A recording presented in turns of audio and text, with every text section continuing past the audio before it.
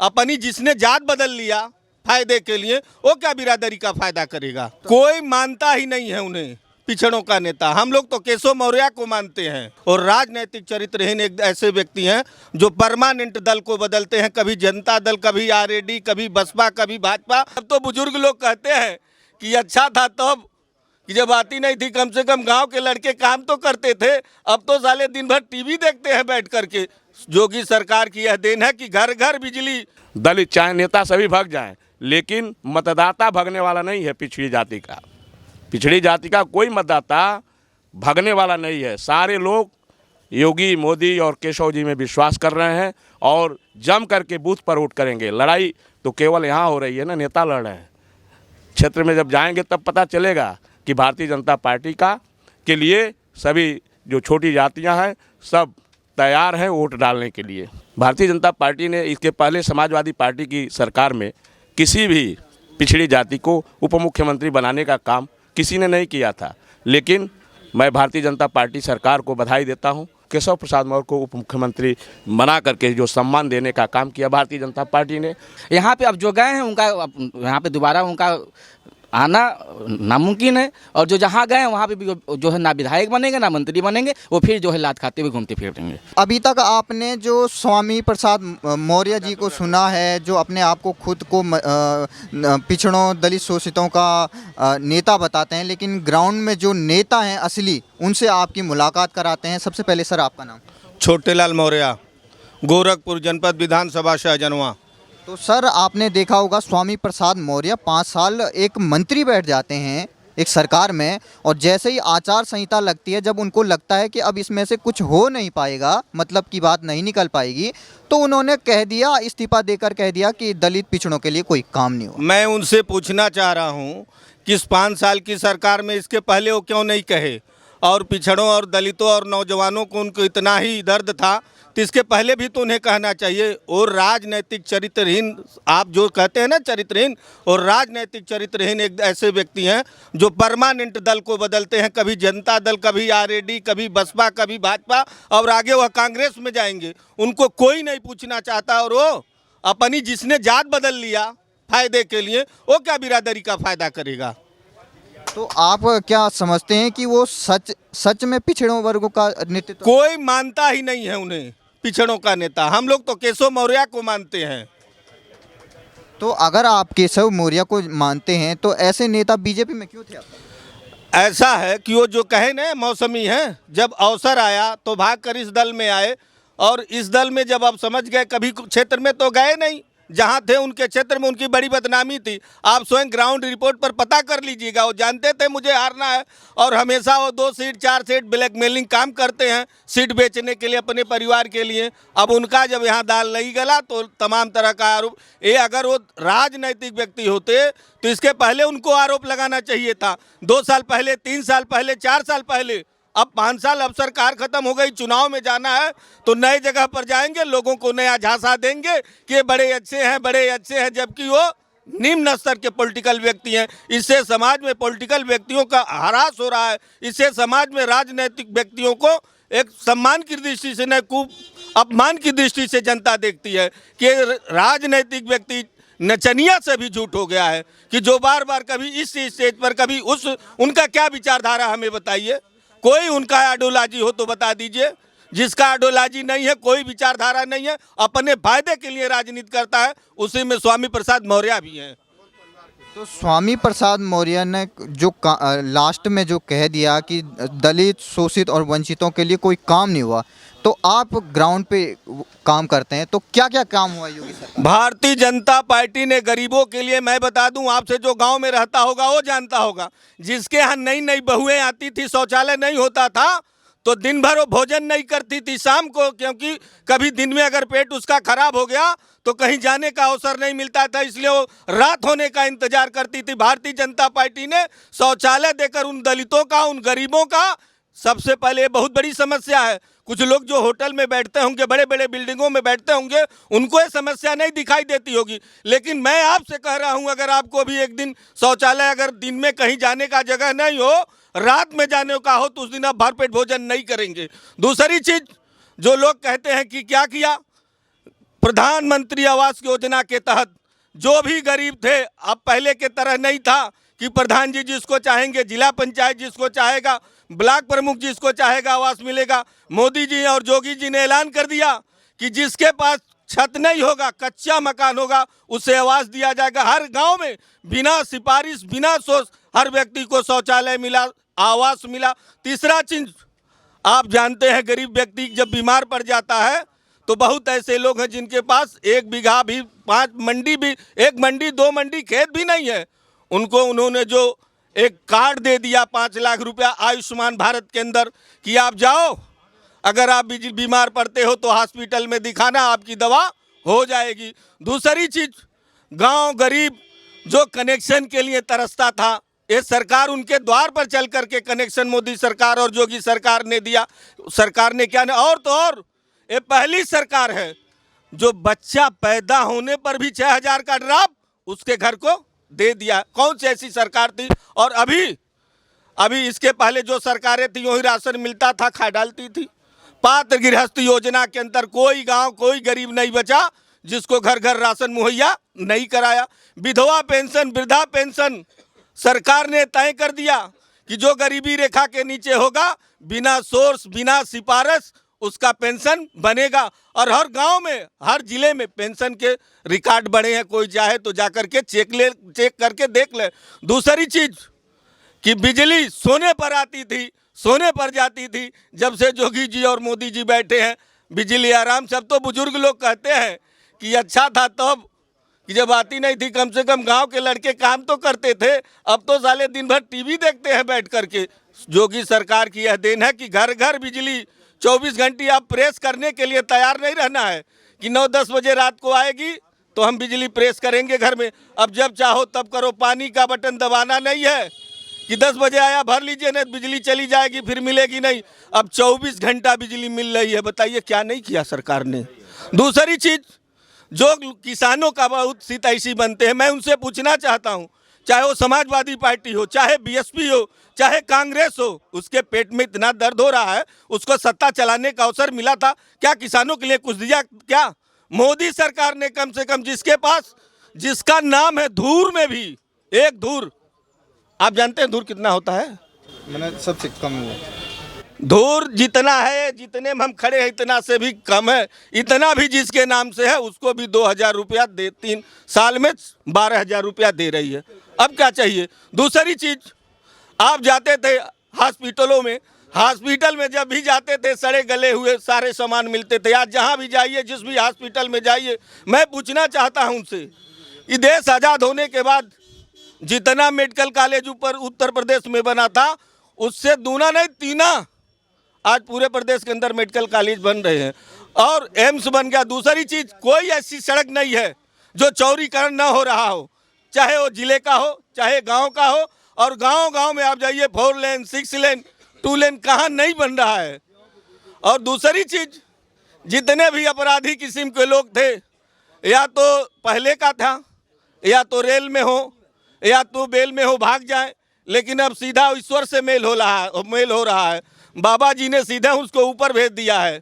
और दूसरी चीज, जिसने जमीन कब्जा किया था, समाजवादी सरकार में क्या था, जो भी जिसकी भी निजी भूमि थी, 4 गुंडे खड़े हो जाते थे, नहीं यहाँ हमारा है, नहीं यहाँ हमारा है, तो सुलह समझौता खो जाता था। पुलिस के जाने के बाद क्या कहती थी पुलिस, अरे वो बहुत बड़ा सोर्स लगा रहा, बहुत सोर्स वाला आदमी है, जाइए उसी से कुछ मिल लीजिए। अपनी निजी जमीन बनवाने के लिए 2-4 लाख रुपया देना पड़ता था। और तो और प्रदेश के अंदर आज भय मुक्त समाज है। भारतीय जनता पार्टी ने कहा था भय, भूख, भ्रष्टाचार। आज कहीं दंगा हुआ? किसी प्रदेश में हुआ? प्रदेश के अंदर कहीं हुआ? कहीं नहीं हुआ। तो अभी जनता के बीच जब जाएंगे तो जनता इनका हिसाब स्वयं लेगी। अभी जितना मन करे उतना उछल और कूद कर लें, लेकिन जिस दिन जाएंगे जनता के बीच, उस दिन जनता बताएगी कि आप क्या किए हैं और योगी और मोदी ने क्या किया है। जिस पार्टी में स्वामी प्रसाद मौर्य गए हैं, उस पार्टी के नेता इतना खुशी और इतना जश्न मना रहे हैं कि उन्होंने बीजेपी से ओबीसी समाज के नेताओं को निकाल लिया। जिस तरह किसी घर में जब कोई नई नवेली बहू आती है तो उसकी बहुत आरती उतारी जाती है, लेकिन जब 100 साल 6 महीने बीत जाते हैं तब उसके गुण और दोष का पता चलता है, उसी तरह जिस दिन कुछ समय बीत जाएगा उसी तरह समाजवादी के लोग भी उनको बताएंगे कि नई नई बहू कैसी है। स्वामी प्रसाद मौर्य जो अपने आप को पिछड़ों का मसीहा बताने की कोशिश करते हैं, लेकिन उन्हीं समाज के लोगों से पूछते हैं कि हकीकत क्या है। सर, सबसे पहले आपका नाम? मेरा नाम जयनाथ कुशवाहा है। तो सर, अभी के जो स्वामी प्रसाद मौर्य हैं वो 5 साल मतलब एक मंत्री पद रह के उनके हाथ में, और फिर वो बाद में जैसे ही आचार संहिता लगती है वो कहते हैं कि पिछड़ों के लिए काम नहीं हुआ। ये क्या बात है? देखिए, ऐसा कुछ नहीं है। 2014 में जब इस नरेंद्र भाई मोदी भारतीय जनता पार्टी के प्रधानमंत्री पद के उम्मीदवार चुने गए थे, शोषित, वंचित और पिछड़ों ने अपने नेता को, नरेंद्र भाई मोदी को अपना नेता माना था, और पूरे देश की जनता और उत्तर प्रदेश की जनता ने भी शानदार तरीके से नरेंद्र भाई मोदी का सम्मान किया और उनको देश का प्रधानमंत्री बनाया। और सभी मेरा मानना है कि जितने लोग हैं पिछड़े जाति के, हर बिरादरी के जो पिछड़े जाति के लोग हैं, वह सभी लोग नरेंद्र भाई मोदी में विश्वास किए। और 2017 में जब इन लोगों ने देखा, स्वामी जी और जो बहुजन समाज पार्टी से लोग आए भारतीय जनता पार्टी में, इन लोगों ने देखा कि प्रचंड बहुमत की सरकार उत्तर प्रदेश में भारतीय जनता पार्टी बनाने जा रही है, तो ये लोग भारतीय जनता पार्टी में शामिल हो गए। और शामिल होकर के ये इन लोगों को भारतीय जनता पार्टी ने सम्मान भी दिया, और सम्मान के साथ साथ इन्हें मंत्री पद भी दिया। और जहाँ तक मेरा मानना है कि उत्तर प्रदेश में भारतीय जनता पार्टी की सरकार में माननीय स्वामी प्रसाद मौर्य जी श्रम सेवा योजन मंत्रालय उनको मिला था, और दलितों, वंचितों, शोषितों और पिछड़ों को आगे बढ़ाने का इससे बड़ा अवसर कुछ नहीं था। उनके पास शानदार विभाग था, और चाहते तो बहुत सारे जो शोषित, वंचित, दलित, पिछड़े थे उनको आगे कर सकते थे, लेकिन ऐसा उन्होंने कुछ कर नहीं पाया, जिसके वजह से वह पुनः जो है अपनी दूसरे पार्टी में चले गए। और काम न करना, अवसर इतना शानदार मिला था भारतीय जनता पार्टी में। हमारे केशव प्रसाद मौर्य जी जो उत्तर प्रदेश के डिप्टी सीएम हैं, भारतीय जनता पार्टी ने इसके पहले समाजवादी पार्टी की सरकार में किसी भी पिछड़ी जाति को उप मुख्यमंत्री बनाने का काम किसी ने नहीं किया था। लेकिन मैं भारतीय जनता पार्टी सरकार को बधाई देता हूं कि उत्तर प्रदेश में केशव प्रसाद मौर्य जी के नेतृत्व में सभी पिछड़ों ने 2017 में प्रचंड बहुमत की सरकार बनाई, और केशव प्रसाद मौर्य को उप मुख्यमंत्री बना करके जो सम्मान देने का काम किया भारतीय जनता पार्टी ने। और केशव जी ने शानदार तरीके से चौमुखी विकास करने का भी काम किया। जो जिम्मेदारी मिली थी उस जिम्मेदारी को बखूबी निवर्हन करने का काम किया। पूरे उत्तर प्रदेश में हर विधानसभाओं में 2 लेन और 4 लेन सड़कें बनी शानदार तरीके से, लेकिन स्वामी जी का जो मंत्रालय था वह कहीं दिखाई नहीं दे रहा था। तो काम का अपना अपना तरीका है, और निश्चित तौर पे मेरा मानना है कि दलितों, पिछड़ों, शोषितों के जो नेता हैं केशव प्रसाद मौर्य हैं, और उन्हीं के नेतृत्व में उत्तर प्रदेश में सरकार बनी थी। और पुनः 2022 में भी केशव जी के ही नेतृत्व में, योगी जी के नेतृत्व में यह सरकार बनेगी। और पिछड़े, दलित, चाहे नेता सभी भाग जाएं, लेकिन मतदाता भागने वाला नहीं है पिछड़ी जाति का। पिछड़ी जाति का कोई मतदाता भागने वाला नहीं है। सारे लोग योगी, मोदी और केशव जी में विश्वास कर रहे हैं, और जम करके बूथ पर वोट करेंगे। लड़ाई तो केवल यहाँ हो रही है ना, नेता लड़ रहे हैं। क्षेत्र में जब जाएंगे तब पता चलेगा कि भारतीय जनता पार्टी के लिए सभी जो छोटी जातियां हैं सब तैयार हैं वोट डालने के लिए। ये वही स्वामी प्रसाद मौर्य हैं जिनके खिलाफ अभी अरेस्ट वारंट जारी हुआ है, क्योंकि इन्होंने 2014 में हिंदुओं के देवी देवताओं के बारे में कुछ बुरा कहा था, और अब वो 5 साल पूरा करने के बाद, एक मंत्री होने के बाद ये कहते हैं कि अगर मैंने इस सरकार में पिछड़ों के लिए काम नहीं हुआ, तो ये कैसी बात है कि मतलब योगी जी ने क्या क्या काम किए हैं जो लोग आपको देख रहे होंगे, आप यहाँ के स्थानीय निवासी हैं, तो आप बता पाएंगे क्या क्या काम हुए हैं पिछड़ों के लिए? देखिए, कोर्ट का मामला और न्यायालय का मामला है, जिसके खिलाफ मुकदमा होगा, वारंट होना ही होना है। जब हम जाएंगे नहीं, तारीख नहीं देखेंगे तो वारंट होना है, वो कोर्ट का मामला है, इसमें मेरा कुछ नहीं करना। लेकिन मेरा ये मानना है कि उत्तर प्रदेश में की सरकार ने 2017 में जब से बनी तब से पिछड़ी जातियों के लिए बहुत सारा काम किया है। जो डॉक्टर राम मनोहर लोहिया का सपना था, और लोहिया जी सदन में बोलते थे, आवाज़ उठाते थे दलितों के लिए, पिछड़ों के लिए, शोषितों के लिए, गरीबों के लिए, किसानों के लिए, वह सारा काम आज भारतीय जनता पार्टी की योगी आदित्यनाथ की सरकार ने किया है उत्तर प्रदेश में। और नरेंद्र भाई मोदी के नेतृत्व में आज़ादी के बाद बहुत सारे टोले, पूर्वे, चौराहे ऐसे थे जिसमें बिजली कभी नहीं गई थी, और सौभाग्य योजना के अंतर्गत उन घरों में बिजली लगा, पोल गया, तार गया, और बल्ब भी सरकार ने देने का काम किया।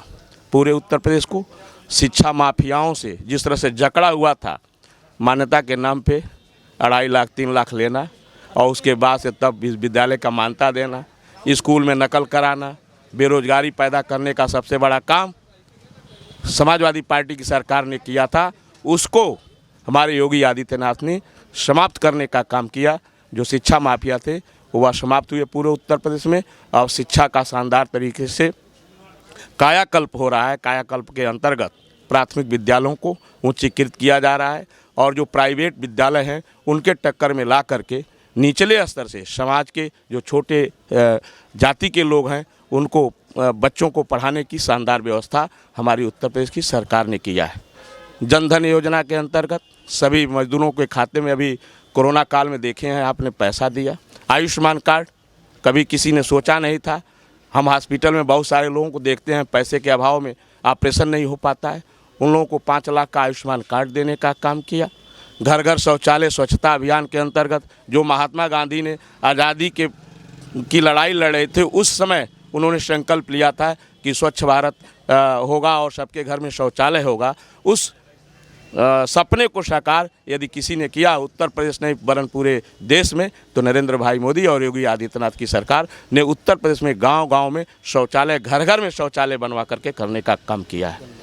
और किसानों के लिए किसान सम्मान निधि शानदार। कभी आपने सोचा था, माननीय नेताजी मुलायम सिंह जी हमेशा लड़ाई लड़ते थे किसानों की, चौधरी चरण सिंह जी लड़ते थे, लेकिन जो सम्मान सदियों से बचा था वो किसानों को आज मिला है। 2017 में भारतीय जनता पार्टी की सरकार आई है, तो किसानों को जो सम्मान मिला है, निश्चित तौर पे किसान सम्मान निधि के अंतर्गत हर साल 6,000 रुपया मिल रहा है। ये बहुत बड़ी बात है किसानों के लिए। महिलाओं के लिए शानदार तरीके से जो सम्मान मिला है, आत्म सुरक्षा का सम्मान मिला है। और महिलाओं के नाम पे तो इस देश में नहीं वरन उत्तर प्रदेश में भी हर गांव में 80% जनता को भोजन दे रहे हैं निःशुल्क। अभी कोरोना काल की वजह से निःशुल्क दे रहे हैं, और 80% जनता यदि भोजन पा रही है, राशन पा रही है, तो इससे बड़ी बात क्या है। इसके पहले कोई सरकार, किसी सरकार ने दिया था क्या? आज़ादी के बाद ही राजीव गांधी कहते थे 1984 में जब प्रधानमंत्री थे, तो उन्होंने कहा था कि जब हम 1 रुपया भेजते हैं तो मात्र 15 पैसा गाँव तक पहुँचता है। लेकिन आज तो डायरेक्ट डीबीटी योजना के अंतर्गत नरेंद्र भाई मोदी के सीधे किसान सम्मान निधि का जो पैसा है 2,000 रुपये उनके खाते में सीधे जा रहा है। कोई बिचौलिया नहीं है, कोई दलाली नहीं है।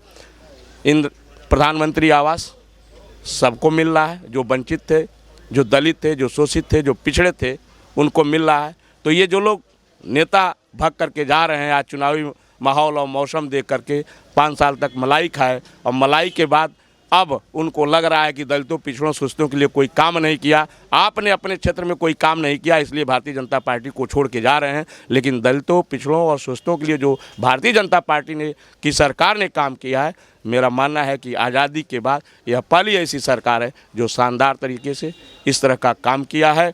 और इस काम के बल पे पुनः 2022 में भारतीय जनता पार्टी योगी आदित्यनाथ जी के नेतृत्व में, केशव जी के नेतृत्व में निश्चित तौर पे उत्तर प्रदेश में पुनः भारतीय जनता पार्टी की सरकार बनेगी। जी, आपका नाम सर? दीपक गौतम कनौजिया है। तो आप युवा हैं, और जब ऐसे देखते हैं कि 5 साल बाद एक मंत्री बिना काम किए हुए ऐसे खुद को बता देता है कि मतलब पिछड़ों के लिए काम नहीं हुआ सरकार में, तो क्या आपको इसकी हकीकत क्या है इसकी? वो खुद कामचोर है, काम करना नहीं जानते थे, विकास नहीं जानते हैं, तो भगेंगे ही। ये लोग बाहर से आयातित मंत्री थे, ये भारतीय जनता पार्टी के संस्कृति को जो है पढ़ नहीं पाए, इसलिए ये जो है इनका यहाँ स्थान उचित नहीं लगा, इसलिए वो सपा में जगह, वहाँ भी उनका जगह पक्का नहीं है। हो सकता है कि अगले बार वो बसपा में चले जाएं, हो सकता है किसी से गठबंधन कर ले, लेकिन ये जो दोबारा विधायक और मंत्री नहीं बनने वाले, इसलिए इनका जो है जहाँ जाना चाहिए था वहाँ उचित जगह पर चलेगा। हम संस्कृति की बात करते हैं, संस्कृति की पार्टी है, और हम जो है पिछड़ों की बात करते हैं, दलित की बात करते हैं। जहाँ हमारा उत्थान है वहाँ हमारी भारतीय जनता पार्टी वहाँ विकास के लिए लगी हुई है। आप युवा हैं और देखते हैं कि किस तरीके से अब जो सभी वर्ग के लोग सामने आ रहे हैं और जातिवाद को छोड़ के अलग से अब वोट दे रहे हैं, तो क्या आपको लगता है कि यूपी की जनता अब जातिवाद को छोड़ चुकी है? हाँ, जातिवाद पे हम भारतीय जनता पार्टी राजनीति नहीं करती, विकास के मुद्दे पर राजनीति करती है और हमने विकास किया है 5 सालों में और फिर हम 403 सीट जीत के आएंगे और अपनी विकास करेंगे। यहाँ पे अब जो गए हैं उनका यहाँ पे दोबारा उनका आना नामुमकिन है और जो जहाँ गए हैं वहाँ पे भी जो है ना विधायक बनेंगे ना मंत्री बनेंगे, वो फिर जो है लात खाते हुए घूमते फिरेंगे।